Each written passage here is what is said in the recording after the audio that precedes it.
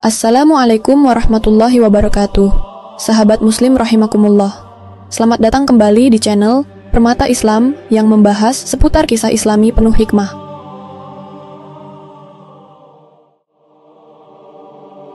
Pada bulan Maret 2023, kematian Uskup Agung Carlo Maria Vigano mengejutkan dunia gereja. Media-media internasional menyebutkan ia wafat karena komplikasi penyakit kronis. Namun banyak yang meragukan versi resmi tersebut.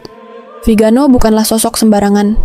Ia adalah mantan nuncio apostolik Vatikan untuk Amerika Serikat, seorang pengkritik terbuka terhadap reformasi Paus Fransiskus, dan yang lebih penting, penuduh aktif terhadap Deep Church, istilah yang ia gunakan untuk menggambarkan jaringan rahasia dalam gereja yang bekerja sama dengan elit globalis.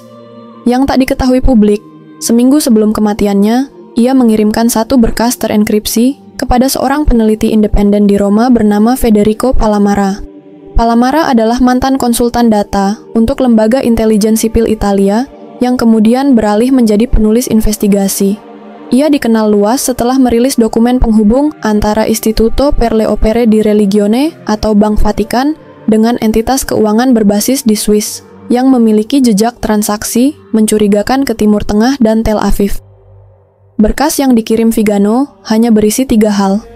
Foto patung kuda merah di Piazza San Giovanni in Laterano, sebuah peta kuno Vatikan dengan lapisan arsitektur bawah tanah, dan satu kalimat pendek dalam bahasa Latin. Sub rubro equo signum ex oriente.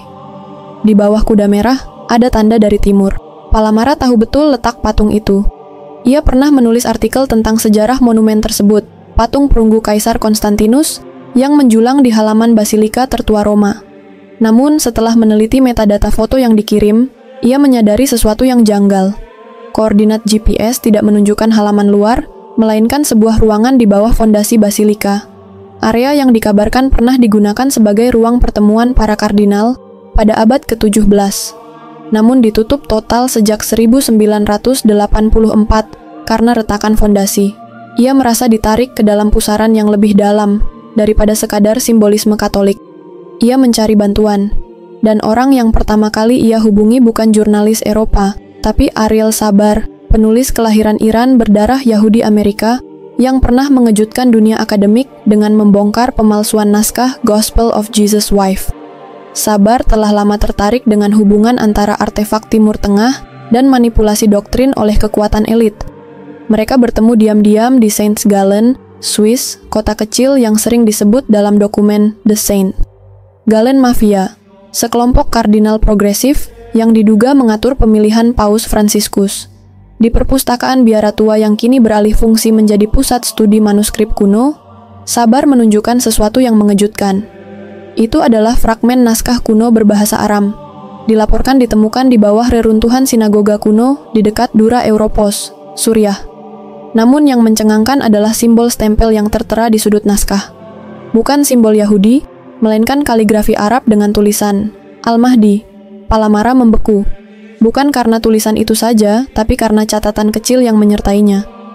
Naskah itu dikatalogkan oleh unit 8200, Divisi Sinyal Intelijen Israel, namun tak pernah dipublikasikan ke komunitas arkeolog internasional. Alih-alih disimpan di Israel, artefak itu dikirim ke Basel dan anehnya, kemudian masuk ke arsip milik Ordo Jesuit di Roma. Aku menduga, kata Sabar pelan, Vatikan tahu lebih banyak tentang Timur daripada yang pernah mereka akui. Dan tanda ini bukan hanya milik Islam. Mereka takut pada simbol ini, karena ini adalah tanda dari yang akan datang. Bukan untuk gereja, tapi untuk umat manusia. Palamara tidak menjawab, tapi pikirannya sudah berjalan lebih jauh dari sekadar simbol di selembar naskah. Ia mulai sadar bahwa operasi ini, entah apa namanya, sudah berjalan sejak lama. Dan Vatikan bukan sekadar pengamat. Mereka adalah pelaku utama.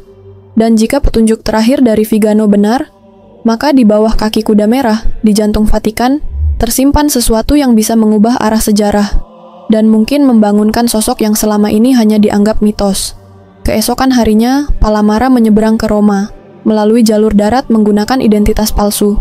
Di kota yang katanya suci ini, sebagian jalan setapak menyimpan lebih banyak darah ketimbang gereja tua yang mereka lindungi. Palamara tahu, setiap langkahnya diawasi. Namun ia percaya, jika jejak yang ditinggalkan Vigano benar, maka ada celah untuk masuk ke ruang bawah tanah Basilika San Giovanni Laterano tanpa mengundang kegaduhan. Ia tidak sendirian. Di belakang layar muncul kembali nama yang sebelumnya hilang dari percakapan geopolitik Eropa, Hans Buehler, seorang mantan insinyur perangkat keras dari Swiss yang pernah ditahan oleh Iran tahun 1992 karena dugaan menjadi perantara teknologi pengawasan bagi Badan Intelijen Barat.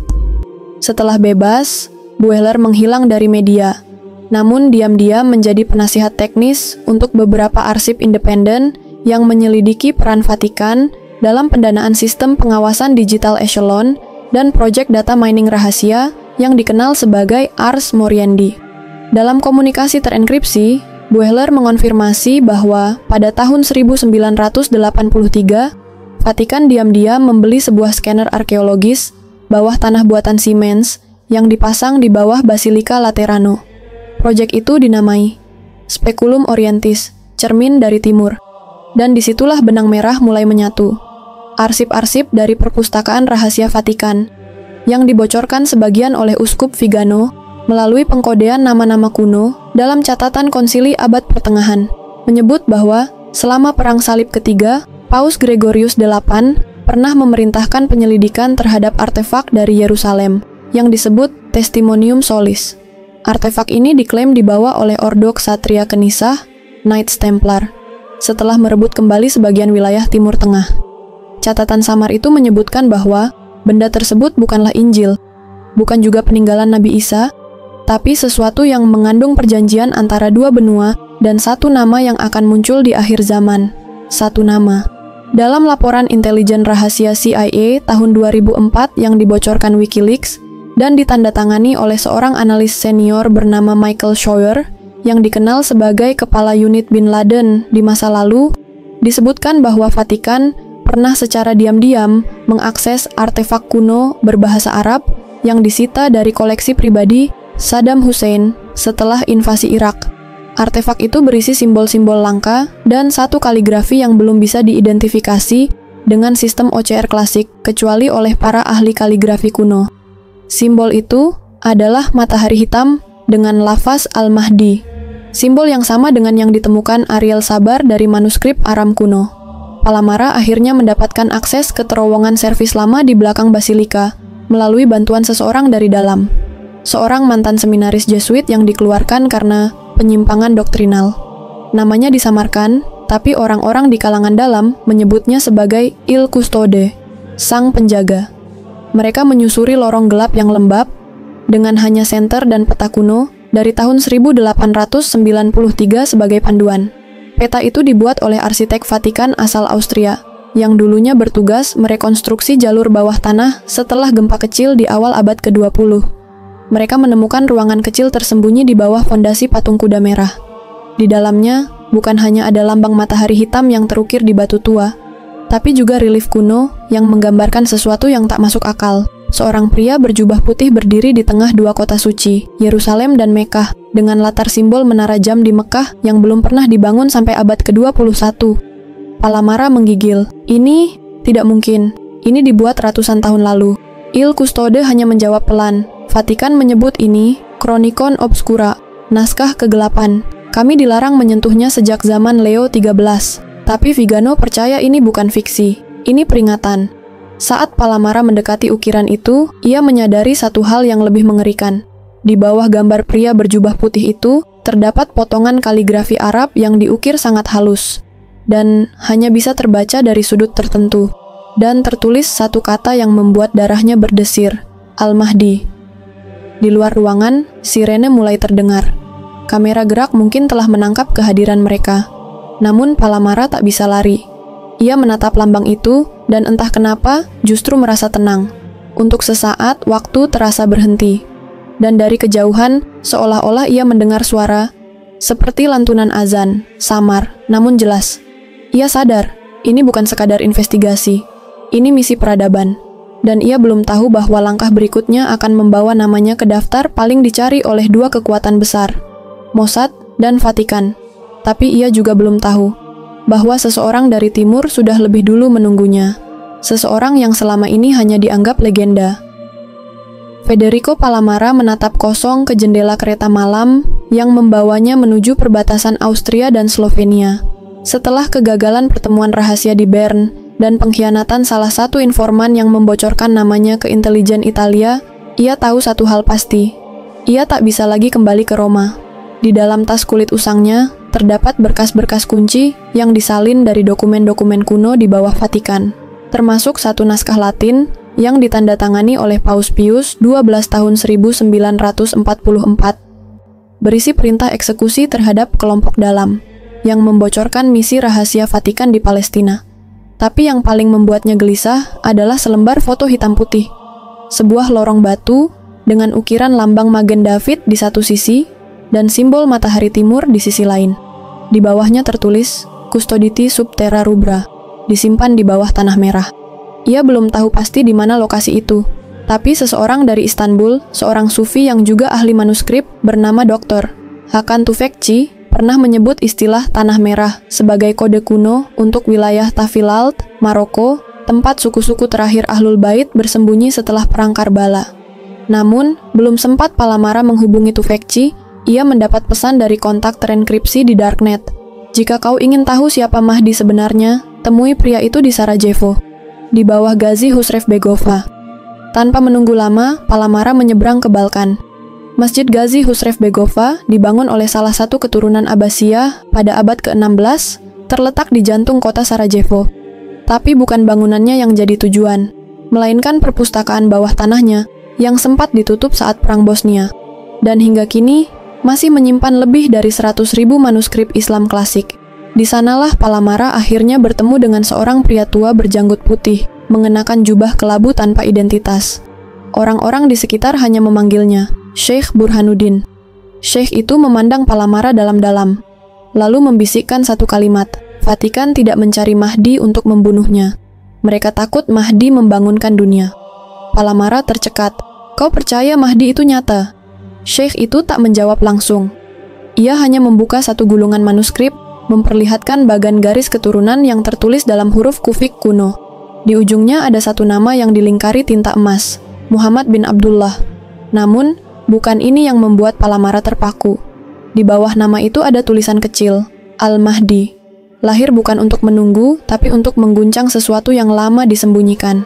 Sheikh Burhanuddin menjelaskan bahwa selama lebih dari 800 tahun, para ulama Ahlul Bait telah menyembunyikan satu fakta penting. Mahdi bukan hanya sosok spiritual, tapi penjaga naskah kuno yang memuat peta jalur pelarian Isa bin Maryam ke timur, jauh sebelum Vatikan membentuk doktrin kenaikan ke langit. Dan peta itu dipercaya terkubur di bawah patung Cavallo Rosso di jantung Roma bersama artefak kuno dari Yerusalem yang dicuri oleh Ordo Jesuit setelah jatuhnya Kesultanan Utsmaniyah. Palamara nyaris tak bisa bernapas. Semua potongan cerita mulai menyatu. Vatikan menyembunyikan dokumen. Mossad mengintai simbol di bawah Al-Aqsa. Dan kini, jejak Mahdi ternyata tersambung ke jalur pelarian Isa, sebuah konvergensi lintas zaman. Namun malam itu, saat keluar dari ruang bawah tanah masjid, ia nyaris diculik oleh 3 pria bersenjata ringan yang mengaku sebagai petugas keamanan Bosnia. Untungnya, salah satu penjaga masjid berhasil menggagalkan upaya tersebut dan menyelamatkannya ke tempat persembunyian di pegunungan Visocica, dekat situs piramida misterius Bosnia. Di tempat inilah, untuk pertama kalinya, Palamara mendengar istilah yang belum pernah ia dengar dalam kehidupan jurnalisinya. Operasi Merah Tertutup, sebuah proyek global bayangan yang disebut-sebut dikendalikan oleh koalisi Vatikan, Zionis, dan organisasi Freemason tingkat tinggi. Tujuan akhirnya mengontrol narasi akhir zaman. Dan yang paling mengejutkan, nama Al-Mahdi terdaftar sebagai target ideologis kelas 1. Palamara menulis semuanya malam itu. Tangan gemetar. Ia tahu, kini tak ada jalan kembali, tapi ia juga tahu bahwa tak lama lagi, seseorang dari timur akan muncul ke permukaan. Dan saat itu terjadi, dunia, terutama Eropa, harus bersiap menghadapi narasi akhir yang tak lagi bisa dikendalikan oleh para pemilik tahta. Kabut tipis menggantung di antara lembah-lembah Visocica ketika fajar merekah. Palamara berdiri di bibir tebing batu, menatap ke arah reruntuhan piramida yang hingga kini ditolak keberadaannya oleh arkeologi konvensional. Tapi ia tahu Dari semua kebohongan yang pernah dijaga Vatikan, penyangkalan atas keberadaan struktur kuno ini di jantung Eropa mungkin adalah yang paling strategis. Dari tempat persembunyiannya, ia mengakses kembali pesan-pesan terenkripsi yang dikirim kepadanya sepekan terakhir. Salah satu di antaranya berasal dari alamat yang tak dikenalnya, hanya tertulis satu baris. Kuda merah bukan lambang. Ia adalah gerbang. Ia sempat mengabaikannya.